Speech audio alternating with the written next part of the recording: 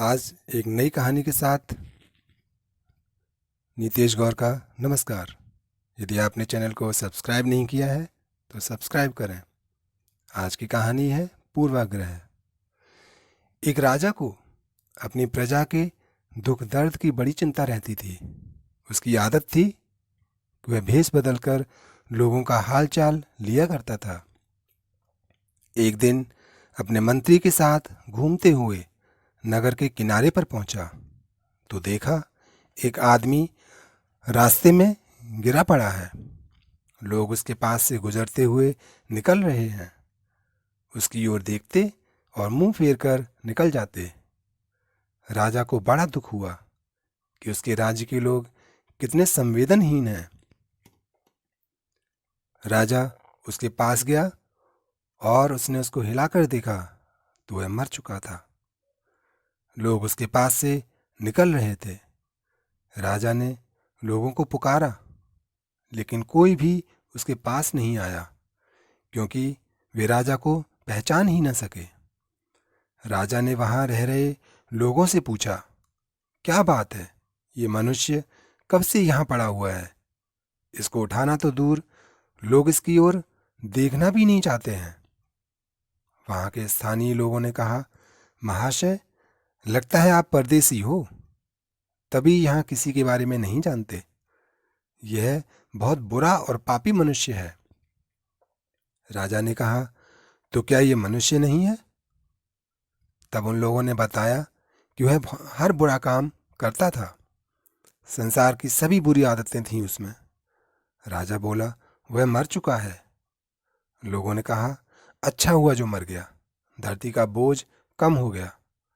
राजा ने कहा, क्या आप उसके शव को उसके घर तक पहुंचाने में मेरी सहायता नहीं करेंगे? लोगों ने मना कर दिया। कहा, हम उस पापी के शरीर को हाथ लगाकर अपने हाथ अपवित्र नहीं करेंगे।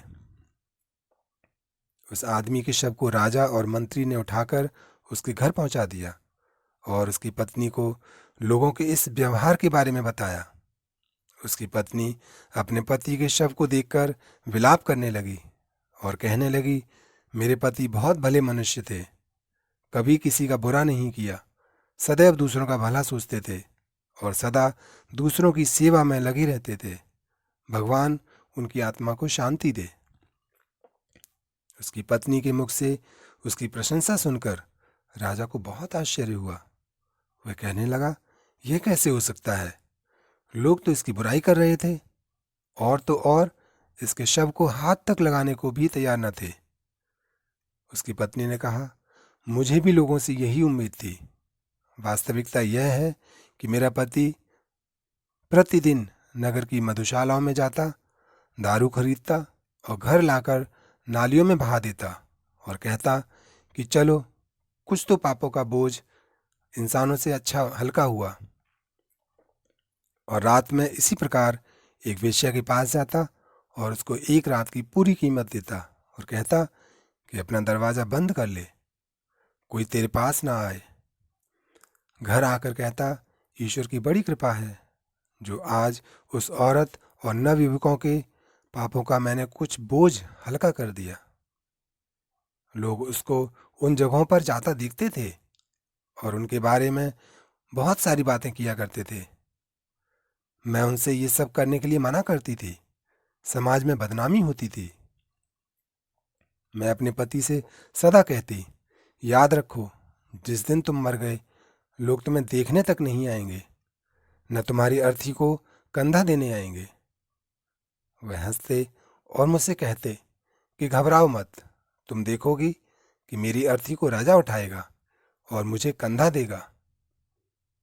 यह सुनकर राजा की आंखों में आंसू आ गए और कहने लगा, मैं राजा हूं, कल हम इसकी शव यात्रा निकालेंगे, इसकी अर्थी को कंधा देंगे और इसका दाह संस्कार भी करवाएंगे।